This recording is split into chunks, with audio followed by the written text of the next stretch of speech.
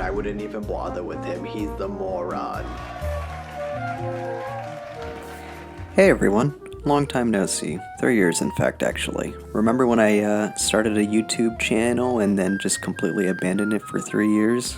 I remember that. Yeah, it turns out doing videos for YouTube is a lot of hard work, and then I got depressed, and then a pandemic happened, and it was so sad. But now I'm back, and hopefully for good this time. And what better way to make a comeback than to talk about a film that is surely to have a place in the upper echelon of cinematic masterpieces, Orphan First Kill. But seriously, I love this movie. As far as horror goes, the landscape seems to be dominated by the elevated horror subgenre. And don't get me wrong, I love elevated horror. The Lighthouse is one of my favorite films of the past few years, maybe even a decade. It's really not hard to see why films like Hereditary and It Follows and The Witch are all insanely popular, and for good reason. They're thought-provoking, they're multi-layered, offer up some really disturbing moments and great scares. They're very much the film equivalent of fine dining. But sometimes, your boy just wants a glizzy. And that's exactly what I got with Orphan First Kill. It's a nice break from all the elevated horror that you see recently, and it's just a fun, campy slasher flick. But even saying that it's fun and silly and campy is still a disservice to this movie. There's a lot about the presentation as a whole that's very well done and shows that it's made by a competent and talented team that are very passionate about what they're doing. Right from the jump, the color palette had this green, murky feel to it. The visuals were grainy, it gave it a very grimy look. I think that the camera work, the editing, and the direction all coupled together craft some really cool scenes. I recall one moment in particular where a character stabs a knife into a cutting board and he goes to walk away, and as you focus on him in the background, the camera pans back to the cutting board and the knife is gone, oh my god! Now, fans of horror films are no stranger to this sort of formula, but I still think it builds the tension pretty nicely. I don't think this film is setting out to be the most innovative in the genre, but I do think it shows that the filmmakers know what they're doing. And then one of the greater aspects of this movie, and probably the meat and potatoes of it, is Isabelle Fuhrman reprising her role as Esther.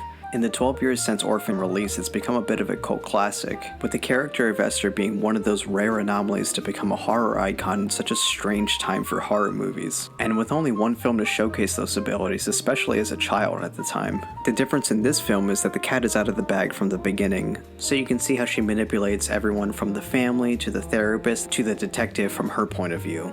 And now what's cool about this movie is that it now poses the daunting task of casting a 25-year-old woman to play a 9-year-old child. The illusion is cast with a lot of body doubles and perspective shots. In this picture here, you can see that some of the actors wear platform shoes to help give off that illusion. The 12-year gap is quite a hurdle to overcome, but they managed to do so pretty seamlessly. For the most part. If there's any issue I have with the reprisal, and this is more of a nitpick than anything, it's just that it's very obvious in some shots that despite the amount of makeup applied, that Esther is not 9 years old, and that she is in fact played by a grown woman. Now, this doesn't really break the movie for me, but I do find it a little distracting here and there. Like how some of the adults in the movie just don't look at her and are like, that child looks awfully mature for her age. She must be tired. And again, like I said, I think this is more of a nitpick than anything.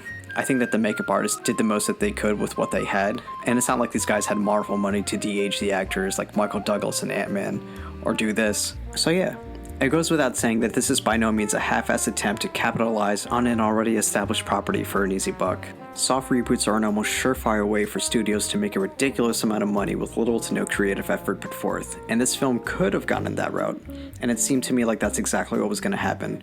Until it didn't. Which now leads us to that twist, so spoilers from this moment on. As I mentioned before, the first half of the film parallels the first nearly beat by beat, with Esther's true identity seemingly being unraveled by Trisha, her adoptive mother. It comes to a head when Esther attempts to kill a detective that's onto her, when suddenly, from out of nowhere, Trisha intervenes and shockingly lights up that motherfucker. Trisha then reveals that from the beginning she knew that Esther was an imposter, since her bastard son Gunnar murdered the real Esther years ago, a crime that they both covered up to save their skins and maintain their reputation. And with that, the two come to a bit of an agreement to all keep the act up for the sake of said reputation, and for the peace of mind of Alan, the father. From here on out, the film fully embraces its campy tone and goes off-the-walls banana balls, though I'll try not to spoil too much more here, because I think you should see how it plays out for yourself. It's one thing to subvert expectations with a twist, but a huge reason I like this one in particular is it now frames Esther as the protagonist against even more odds. For as evil and diabolical as every slasher icon is, because of their evil charisma and charm, in time you can't help but root for them. and Esther is no exception here. When you have these two characters that are just as evil as she is, it now gives you a reason to root for her without really changing anything about her. She's still the same deranged spawn of Satan that we saw in the first movie, but now you want to see her take out these other two people who are just as bad, if not worse. No, probably not worse.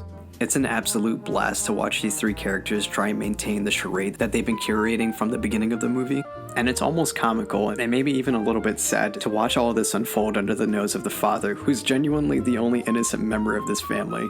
Again, I'm not going to go into too much detail because I'd rather you see the hijinks unfold for itself, but trust me when I say that it's definitely entertaining. The big twist also undoes an issue I had with the writing for the film, especially towards the son Gunnar.